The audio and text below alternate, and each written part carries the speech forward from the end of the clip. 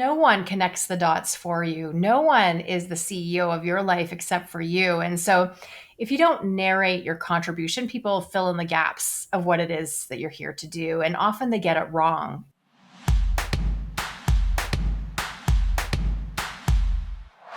Welcome to the Habit of Possibility podcast, the show about turning obstacles into opportunities. I'm your host, Robbie Spier Miller. Today, Lisa Bragg, the author of the book Bragging Rights, is joining us.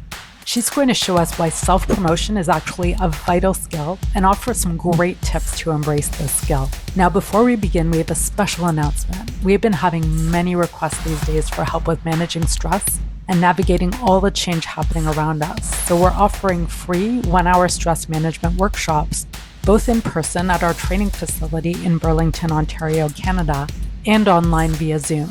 Check the link in the show description for more info and to register. Now, let's get started with the show.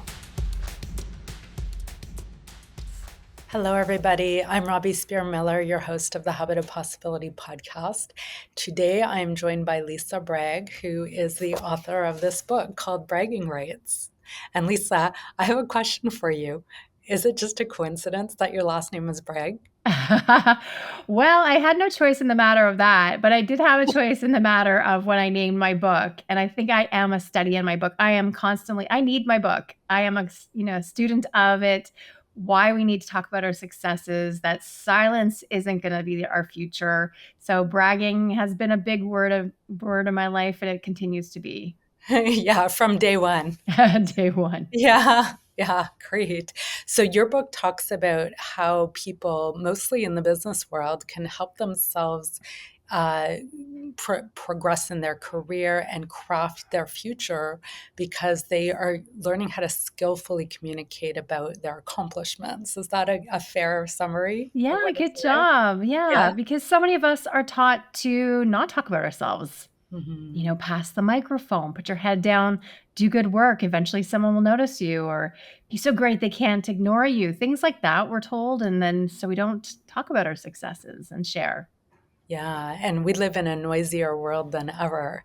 So if you're not top of mind to people, then they won't think about you. They'll go to like the easiest solution they can find. Yeah. But it's not about being the loudest. It's not about turning up the volume necessarily. It's about really being strategic. And that's where in the title of the book, purposeful self-promotion came in, like the word purposeful, the intention of it, because I don't want anyone to think, oh no, I'm not a raging extrovert. I can't do this work. And it's really anyone can do this work. If you are the quietest person in the room to that loud person, we do need to share. And there's lots of different strategies and techniques that we can use to talk about our successes without feeling icky about it.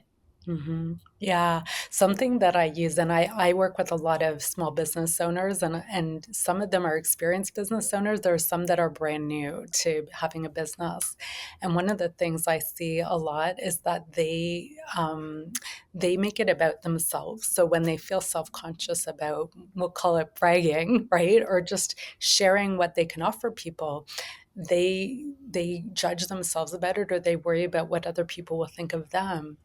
And it's so much more useful for them to focus on what does that other person need and how can I communicate that I can offer that to them? Because if they don't know you can give it to them, then why would they ask you for it? And with what we do here, a lot of people don't realize what's possible unless you show them, because it's another approach with hypnosis to making change. So a lot of people who need help, they might have tried all kinds of things. It hasn't worked. They're in some kind of complacency about their situation. I'm sure you've seen a lot of people in the business world who feel that way about their career situation. You've nailed it. Yeah, because no one connects the dots for you. No one is the CEO of your life except for you. And so if you don't narrate your contribution, people fill in the gaps of what it is that you're here to do. And often they get it wrong. And so that's why we have to be self-advocacy, I think is the biggest word of our future, is being able to advocate for yourself. I would like to just take it back a second because I would like to liberate the word brag and bragging a little bit, if you don't mind, because bragging, means to talk about one's success with pride But my reframe is that pride also means justified self love. And so when we brag, we are talking about our successes in service of other people. We're not putting on that puffery that, oh, I'm better than you, all that kind of stuff. It's really about here's how I'm successful and I'm meant to serve. And so that they don't go down the hall to that mediocre person, or they don't even know that you're that person able to solve or support all of their challenges in life. So it's not self-aggrandizement. I think we just lump it all with that word, which back in my broadcasting days, my background's broad TV news, and that would be a $5 word, $50 for inflation. So, but self-aggrandizement, that's that puffery, the ickiness, that I'm better than you. All of that is in that word. But bragging used to mean to brag was shine, shimmer, and bravery. So when I was doing the research and I found that, I'm like, yes, that's beautiful. Because it's about how do we show up? How do we shine? How do we show others? And how are we also showing up as brave people to try things that we've never done? And I think that's a lot of the world we live in today is we're all doing things that we might not have done before and techniques that are new instead of in positions that we're in for 35, 45 years. And it's pretty much the same job from start to the finish. So that's liberating the word brag a little bit. Yeah. So these days, we all need to be flexible because nobody can possibly have 30 years of experience at something because nothing stays the same for 30 years. And so we need to be confident in the flexibility and in the embracing challenges and comfortable with that process because some people think they need to get it perfectly before they can claim that they know it Yeah. instead of appreciating that being in the process and trusting that they'll get better and better at it with experience. Yeah, I just always want to tell people don't go for that next certificate. Yes, we always need to be getting more education and understanding new things, but so many of us, we wait for that next certificate to say, okay, now I'm ready. Now I'm ready. And then I have to, oh, you know what? I'm going to wait for this. And then I'm going to wait for that. And we're always waiting. And we're in that waiting place. I think there's a Dr. Seuss book about that. And we don't want to always be in the waiting place. We want to start showing our work even when we're in the messy part of it and sharing with each other because then we get more people will help us hone and finish and flex with that. And they'll also see that it's your work instead of somebody jumping in when you have it all nicely polished and finished and saying, oh, that looks nice. I'm going to claim that as my own. And there's nothing more frustrating than that. And so that's where we start where we are today and start talking about our successes. And it's, bragging is risk management. It's not a nice to have anymore. When I started this book, it was like, oh, would it be nice to do? Actually, it's risk management in the era that we live in. It's not about your ego at all. Visibility is not an ego play. It's really that parachute for when things go sideways. Okay, I've been doing the work. I know what to do. I have the steps. And even if you're in that middle of, where am I in that roller coaster or the parachute? You have this technique, these techniques, these tactics, these strategies to go to help you really land in a much better place. Yeah, that's a great point. And I've seen a lot of people who come to see me who have 20 certificates on their walls and they've done nothing with any of it. And so it doesn't really mean very much. And it's much more powerful to go ahead and start doing. And years ago, I coached this woman who was struggling with getting a promotion at work. And we talked about how my husband has always been a master. He works for a bigger company for years. And he's also always been a master when he's in a new workplace or a new position to do the things they're asking him to do, but also look for something that would contribute that's beyond what he's been asked to do. And he doesn't ask for permission to do it. He goes and does it, and then he shows people what he did, and they're like, wow, this is amazing. You need to teach other people this. And I think these days we need that kind of leadership because we need lots of leaders. Everybody needs to be a leader. And the people who are managing people can't possibly come up with all the ideas or give all the instructions. We want people who can run with it. Yeah, that is such a great idea because, well, first of all, I always tell people no matter age and stage, that enthusiasm counts so much nowadays. So just doing what's exactly in the rubric of your job title isn't like that. We've had that for so long now. That's not on my job description. I'm not going to do it. If you want to start future proofing yourself, you're going above and beyond in some little ways. And I'm not asking all of us to do more and more work, but you're thinking strategically. And I think that story you mentioned too, is your husband coming in as a 10. Like when we get hired, they're not hiring us as a 3. They're Mhm. hiring us because they think we're the best. But so often, a lot of us pull way back thinking, you know what? I'm going to just dial it down, get the lay of the land. Then I'm going to incrementally step up. And then when I get, well, then I'll share something. But when you come in as a 10 right away, then you're going to go up. But if you're coming in as I'm going to dial back to a 5, then you have to make up that ground, and you won't. They won't see that future potential of you. So come in as a 10. And so if you did originally come in as a 5 in the job that you are in now, don't fret. Start coming in today as that 10. So then they're going to automatically give you that halo effect and let you go further. And then maybe you don't always have to be that 10 because they know that you are solid and a rock star, so you can dial it back down. But so many of us try to pull it way back. We don't want to give away too much, and then that becomes problematic where we have to then overwork to get back and then overwork to get that promotion. But doing small strategic things where it's like coming up with ideas and sharing them and showing our work, that's what's going to get you ahead, or at least keep you in the same role you're in now. As people, a lot of people are afraid of losing what they have. It's not even about getting ahead, it's losing what they Mm. have. Yeah, I've found that it's very helpful to model people who are ahead of you. So if you start behaving as if you already have the promotion, you're a lot more likely to get the promotion. And if you're just waiting for somebody to give it to you, kind of like having a certificate on your wall, you're probably going to be waiting a long time.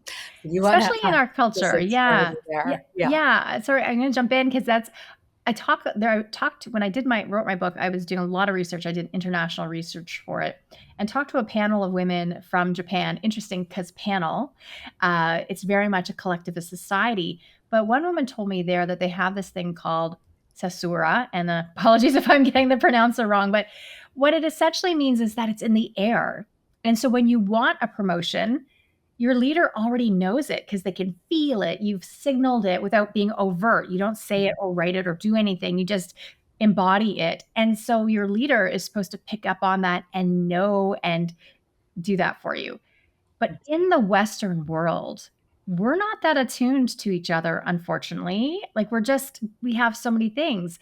Our culture doesn't really promote that. And so you do have to say, I want this. Here's where I want to go. You market to where you want to go and you let people know that's where you want to go. You can't, the silence is not a strategic thing. It's not a silence thing. You can't get ahead when it has a shelf life. Silence has a shelf life, and it means you do too in whatever role you're doing that. It's being invisible and indispensable doesn't work, right? You can't be invisible because still, even if you are the one that has the keys to everything, if they don't know that you're the person, you've seen that happen. That Mhm. one person who's that, and then they let them go.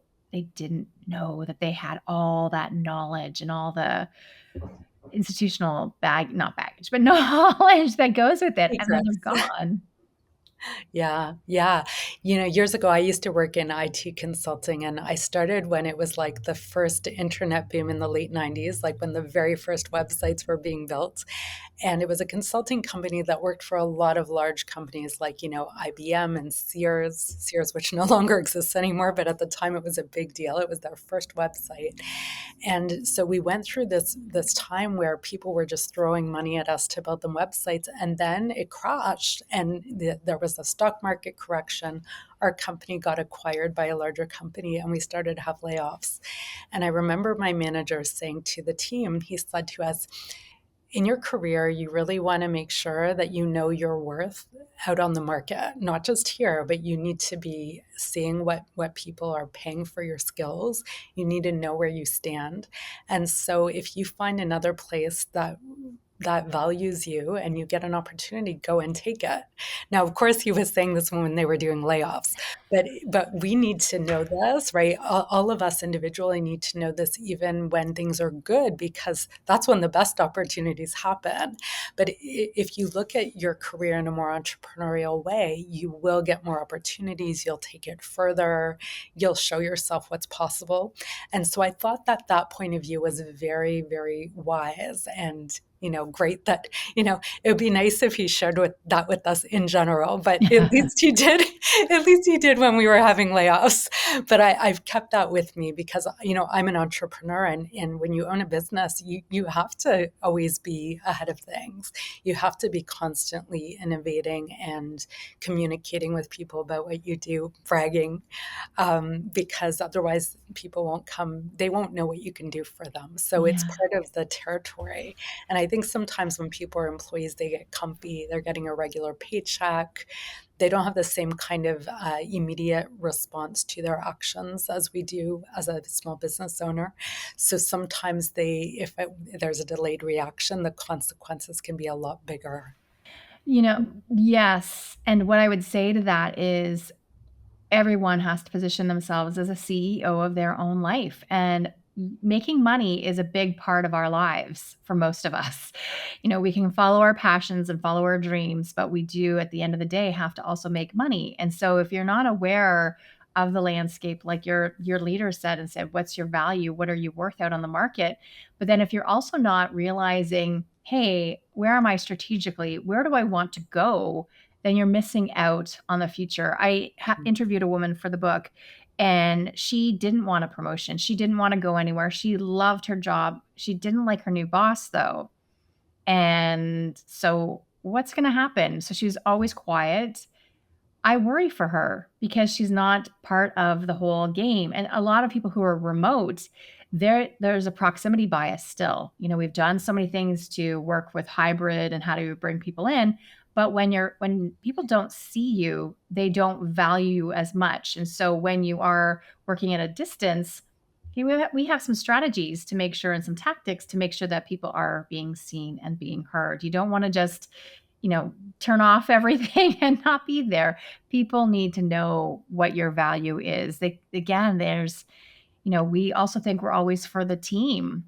And yes, we are team players. We want to fit in, we want to stand out, and we want to add in. But there is no I in team. We know that, but there is I in credit.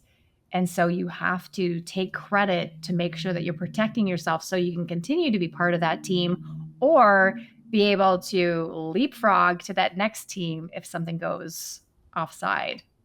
Yeah, staying still is not an option, It's even if we not. wish it was. No, it's not anymore. I think Yeah. you have to be strategic if you, in any role, if you're an entrepreneur, if you're in leadership, if you're a team member, if you're an individual contributor, board member, we have to be really strategic about visibility and making sure that it's sustainable and that we're true to who we are, of course.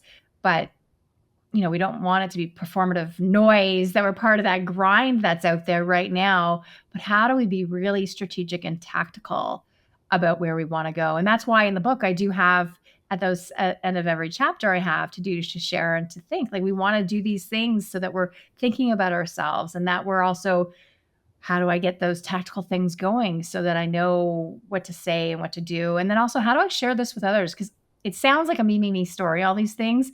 But when we go together, it's so much better, especially when, in those scarcity times is one thing. And then also when there's abundance, but especially in those scarcity times, we need to go together. We need to widen who we're talking to and not winnow our opportunities. And I think it's important to keep in mind that our employer wants us to do a good job. Our employer wants us to contribute, right? Like, that's why they've hired us. So it's a good thing that that's happening for And them. that's where I mostly work in corporate. So a lot of corporations bring me in to help their teams to talk about their successes, because so many people, they wait for their clients to say, so tell us how great you are, kind of thing. Like, tell us a story, instead of offering up these stories right away. And your employer wants you to talk about your successes, because then it's also the halo effect for new clients, for new customers and for new amazing employees just like you. And so that's where talking about your successes, people want to go where people are successful. I don't want to work down there where everyone's mad and nobody's successful. And who wants that? We want to go where it looks like greener pastures. Sure, we don't know, but it looks like, it feels like, it sounds like it must be something. Let's go figure it out, instead of, nobody talks about it. It's all a hidden secret, or it's our party of this group and nobody knows outside. Like, that's not fun. We need to share it. Yeah, so the employee's success is the company's success, the client's success is the company's success. And if nobody knows, it's like it didn't happen, Yeah. even if it did happen. Yeah. You Yeah. need to tell. We need to talk about our successes so that more people know about us. You're future proofing whatever it is that you're trying to take care of. So your clients, your, where you work, and your own job. Job security is a big thing. So making sure that you're future proofing all of that is what it is, through bragging and self promotion. And again, my book isn't about get on social media. The only one I mention that I suggest is LinkedIn, because people do a credibility check there, right? They check you out. I'm sure listeners are going to check me out right there, right now. Like, who are we and what have we done? And also, do we have anything in common? Because humans love to have things in common, even if it's something that's really far away. If there's some research that if we just both started tapping our hands, then that's a connection, and we don't even know that we have it. We're just doing it. It's almost at that very low level. I'm sure you could speak to this, but Yes. it's there.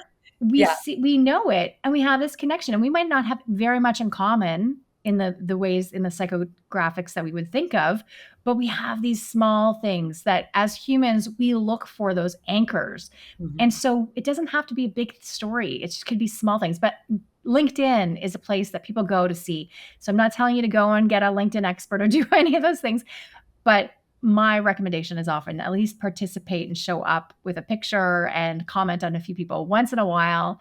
But it's one of those places people want to check out your credibility, because we're also no longer in small towns, most of us, where everyone knows your name. You're on the next farm over. We're not in that environment, where most of us are in bigger centers, or we are in those small environments, but we're working globally. And so, how do you make sure that people know who you are and what you stand for? And so Yeah. we have to use some of these digital tools that are in our toolbox now. Yeah, that's awesome. So can you share with us a few of your like quick, easy tips that can help the audience get going with this right away? A few of them. I have so many in the book. What I would suggest is to start a brag book. It's one of the simplest things to do. And why I want you to start there is because we need to brag to ourselves first. And so many people, we don't believe our own sauce. That's the thing. We don't believe it ourselves. And a lot of us have imposter syndrome. We don't, and I talk about imposter experience. And so that's where, yeah, you know what? I kind of know what I'm doing. I don't know what I'm doing at all. Why am I here? Oh, no. Someone else is going to find out I don't know what I'm doing. Oh, yeah, I get what I'm doing. Okay, yeah. And then we jump to the next thing and the cycle goes. And that's why so many of us experience this feeling of being an imposter. So that's where starting your own brag book, smile file, reflection notes, whatever you want to call it, really does count, when you can start to see your own successes. And the amazing thing is that when you look back, you can start to see a red thread of where you've been and where you're going. And so, okay, I have all these kudos and compliments, because we're taking them screen grabs whenever you can, for if as long as it's not any deep secrets from your work, that you're taking those screen grabs of thank you, or you're getting that physical card that someone sent you and you're putting it away. So that would be something, to start with your own brag book. I would definitely start to practice bragitude. I did not make that up. So bragitude is a brag plus a thank you.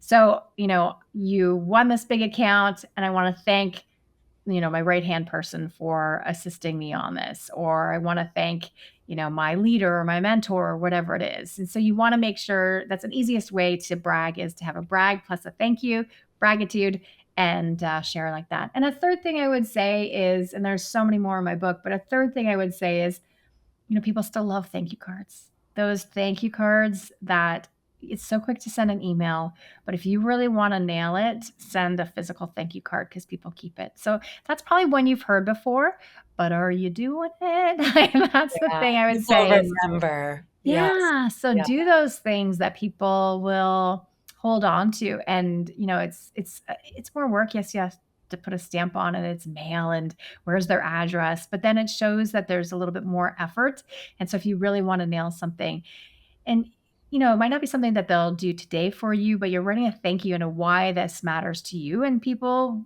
it's old school stuff, but people love it because it's so old school now. So that's Well, yeah, where and people, nobody gets anything but bills in the mail now, so when you get a card, you're like, yeah. Yeah. "Woohoo." And like these are Yeah, things that you don't need a megaphone for. You just need the map. And that's where in my book I give you more of the map of how to get there, how to navigate without this being a full-time or part-time job. yeah. But, we've already done the work, most of us. We've already had these successes. Now we need to amplify them. So many people I talk to, they get featured in magazines or publications and like papers or podcasts like this, and then they let it die. They don't do anything. They don't tell anyone that they've done this. So we have to amplify what we're doing. And a year from now, you win an award. A year from now, someone else is probably winning that award. Congratulate them. Send them that email. Send them that LinkedIn message. Put it on LinkedIn. Hey, a year ago I won this. 5 years ago I won this. Put it back out there. So those are a few things that Awesome. people can start today. Yeah, I love that, Lisa. And there's a subconscious reason why people don't like to brag, and that's that our subconscious mind's primary job is to protect us and take care of us. So we're much more primed to notice the things that don't go well because then we're protecting ourselves for survival. And so the degree to which we'll amplify the missteps or the things that we're not thrilled with or the possible things that could go wrong is like just naturally with most people much greater than noticing the things that go right. So we train people a lot in exactly what you're talking about. And as you can see behind me here, we have all kinds of people on our wall bragging. And part of their program when they come for training or for one-on-one sessions here is that as they're making progress, we have them document their success. So we have them create, our version of a brag book because it trains them to notice. Because I think that this is an inside job first. We need to start as with our relationship with ourselves, training ourselves to appreciate all the progress we've made and all the things we've accomplished. And when we do it, it flows very naturally to share it with others because it's just the way it is. So I think that whole package fits together. Yeah, that's so true because it is an inside job first. And Mhm. that's where people think, well, because that's when I was, so my background is broadcasting. And so I'd go up to people and say, hey, I think you should be on camera and let me interview you. And some people would say, no, no, not me. Go down the hall. I'm not ready. And then I started one of Canada's first content companies, MediaFace. So doing video animation, e-learning, getting a lot of subject matter experts online video for the first time. Sounds like so long ago, but it wasn't really. And so often the executives in charge of the initiative would say, Lisa, how do I get ahead too? These people are that you're putting on video are now being seen, being heard, they're getting promotions, they're on panels, all these great things are happening to them. And people would say, I've done social media and nothing's happening for me. And it's because they start to think that they have to do all these things instead of being really strategic about what it is that they're doing. And so that's where I realized, there's something to all of this where we need to do some self reflection. What is it about us that holds us back from talking about our successes? It's cultural. We it's so much about culture and society. Like how our cultural norms set us up for talking about it. It's the self-deprecation. We're taught to self-deprecate. A lot of us are taught that, to say, oh, well, I was on this great podcast, but here's the 15 things I meant to say and I didn't say, and here's all the things that went wrong, and then my hair went flat. Like, we do all those things instead of saying, you know what, I'm standing in my power and owning it, because that's a big leap of owning our successes. So starting where we are, things aren't perfect. They'll never be perfect, to then being out there and being seen and being heard as the authentic person that we are. Yeah, so we need to decide how our future is going to be and act as if we're already there, right? Dress for it, behave in that way. It brings to mind there's a woman I know here in Burlington, and I'm part of the Burlington Chamber of Commerce, and she's a small business owner and she loves people and she just shows up at the events and she knows everybody and she's connecting people and she's not in any official role at the chamber. I think for a while she wasn't even a member. She was just visiting the events, but they made her an ambassador because she was already acting like she was. Right? And so but it wasn't on purpose. She was doing what she does, but it was very visible because it's all about people. But how many of us might be doing that in a less visible way and nobody realizes? And so being willing to share that in appropriate ways. It can be subtle, it could be a by the way or a story. Storytelling can be a great way to share experiences, but to highlight, it's almost like taking charge of our brand or how people look at us, if that makes sense. Yeah, we do have to take charge. Mhm. Self-advocacy is the biggest thing, and I think when people say the word brand, I think people get a little, "Uh-oh." I Yeah. think I know that's what we call it. I always hesitated the word brand. In the book I use, I don't use personal branding because I feel like people when it started out, it was always people who are selling like lifestyle, like lipsticks and different Mhm. cosmetic things and want to be influencers and things like that. And so I call it professional brand, but I'd rather not call it anything at all. But I know we need to have this container, this package to think about how do we present ourselves in the world. And it's Yeah. professional executive presence and all that, which just sounds so highfalutin. But how do we put it out there that people know what to say about us when we're not in the room? And so brand is that word that we land on, but I hope I can diffuse it a bit for people that it's not the big thing. But what do they say? Like that woman the story you just told, she's this ambassador and we're talking about her and she's this ambassador. And so people are seeing that about her. She's put that forward. She's marketed maybe subconsciously to where she wanted to go, but probably pretty consciously. Like, I really love it here. I want to do these things. Maybe she didn't articulate it as I'm going to be the ambassador for this group, but she had that intention. And so, intention, marketing to where you want to go, showing up as a 10. And then people can feel that. They know that from you. And then also, you're getting opportunities that you didn't even know existed when you show up in those kind of ways and show up again, helping people, it's not just who you know and what you know, it's who knows you and what they're going to say about you. Yeah, and people are paying attention. Even subtle things that you do, people notice, and they'll notice it in a positive way where they say, "Wow, we need this person to be in this role." Or they might notice it in a negative way where they say, "Whoa, what's going on with that person?" And so we're humans. There are always ups and downs, but we want to get very skilled at highlighting the positive things that we want to, the direction we want to go, right? And how can we represent that? Because if we say negative things about ourselves or we say nothing, then that's the impression people will have about us. Whereas if we share the positive stories or things that we do, then that's the impression they'll have about us. Absolutely, absolutely. You know yourself, and so when you say negative things about yourself to other people, they believe it. It's Yes. so hard to diffuse that after the fact. "Oh, Mhm. I'm really bad at dancing." Okay, well, she's really bad at dancing. She said so. And then all of a sudden, it's like we see her dancing, they're not gonna think, "Oh, wow, she's amazing." She's like, "Oh, she's okay." Where if you said, "I'm really good at dancing," and then you're having fun with it, they're not gonna they're gonna say, "Well, maybe," but they're not gonna you're not again, it's not starting at a 3 or a 0. You're going to start, up here, and then it's not, you just don't want to put yourself down because the world is going to put you down. So start with some positive, and I'm not saying to fake it till you make it or any of those things, but know that we are all on a growth trajectory and that we're humans helping humans having a human experience. And I think all of those things combined gives you some freedom to show your work today, show your messy middle, and start um, bragging and self promoting and not waiting. Yeah, and this really speaks to a lot of people feel a sense of shame when they make a mistake, but learning involves making mistakes. And so the more we're in, you're describing growth mindset.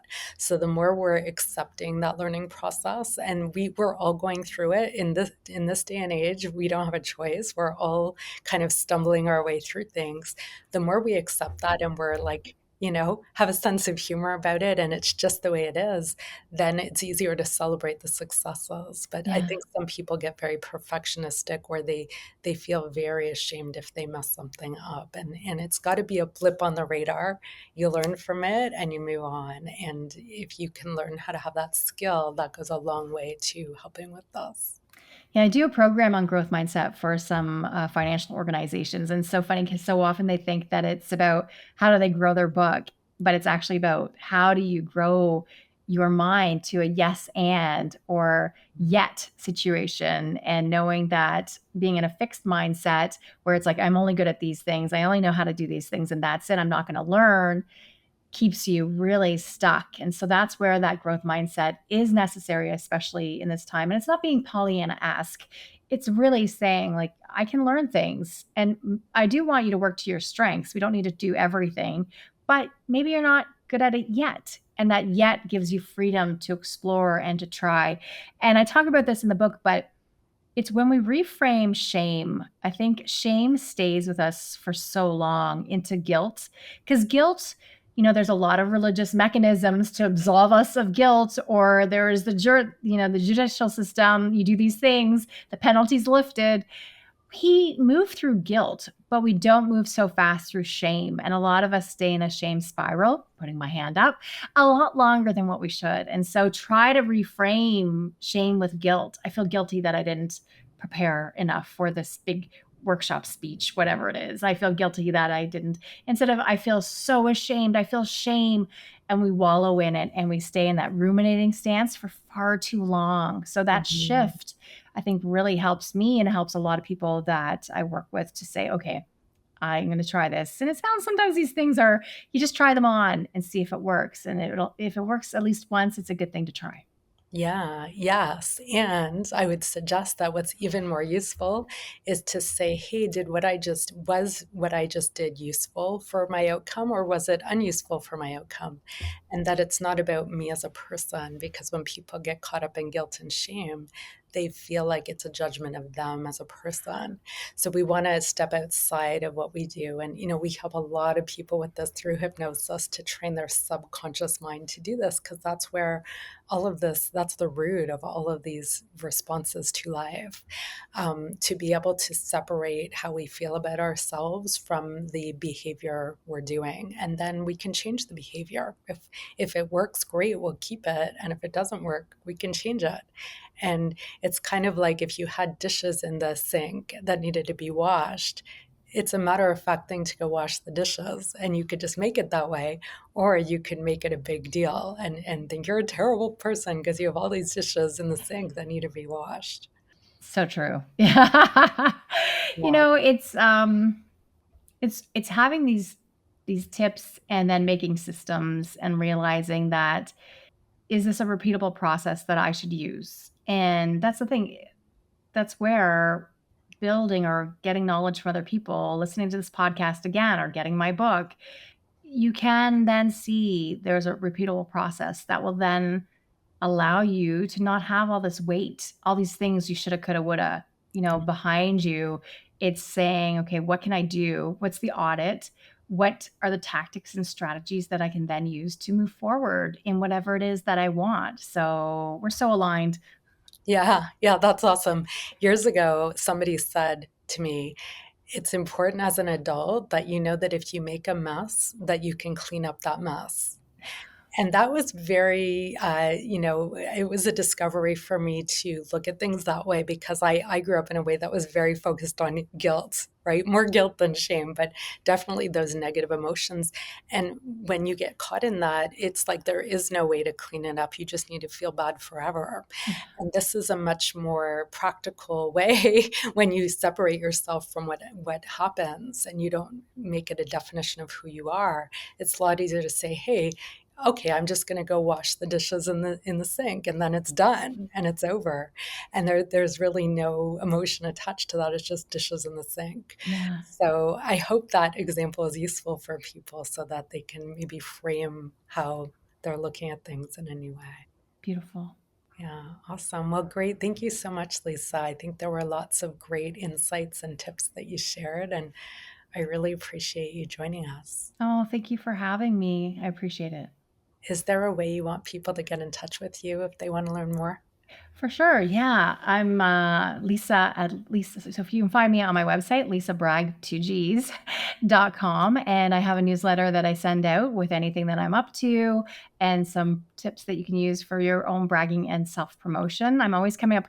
I think that's one of my things is I'm always coming up with new IP, anything I can think of. I'm like, oh, here's a new idea. Here's something else. Let's try this, especially in this changing and evolving world. What else can I add to the story? And so many things did not make it in my book. So I'm always willing to share those things. So finding me on my website, and then also I'm pretty active on LinkedIn. So you can find me there.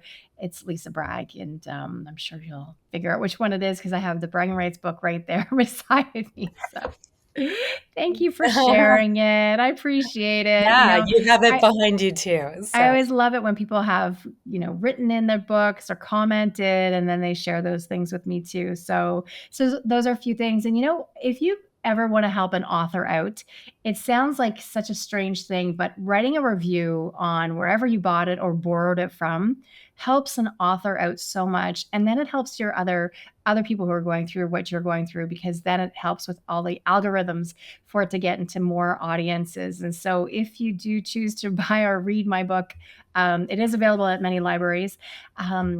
Please do consider writing a review because it helps it get into more people, into their brains, and they might need this food that I'm offering. So I'd appreciate it.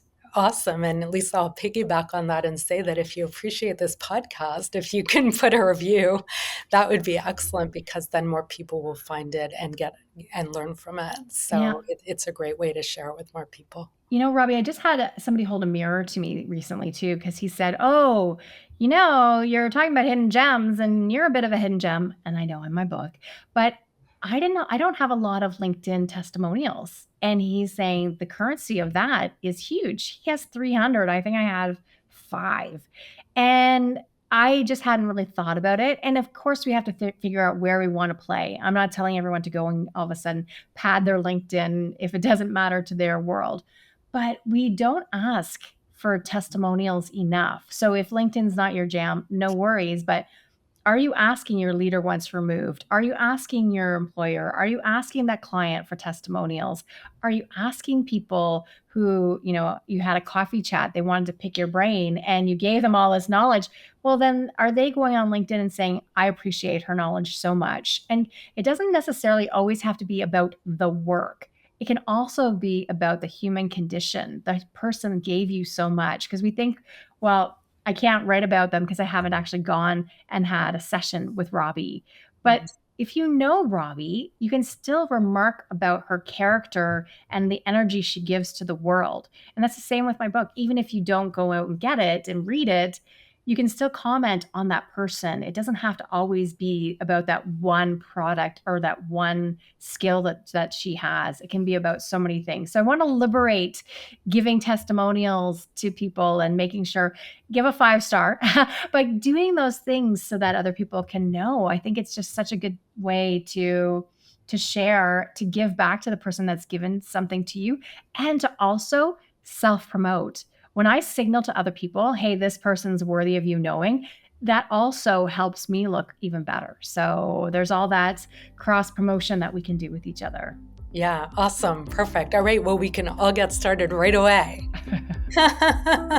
Thank you so much, Lisa. Join us for our free 1-hour stress management workshops. Go to the link in the show description to register. And if you're interested in connecting with me and learning about personal and business coaching, consulting, and training opportunities, go to mindlinkconsulting.com or hypnosistrainingcanada.com and schedule your free consultation. Let us know what you think of the show.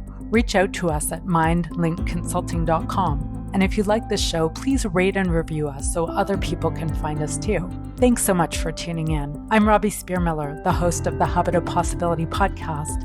Tune in next time to learn more about how you can turn obstacles into opportunities and make the most of your life and career.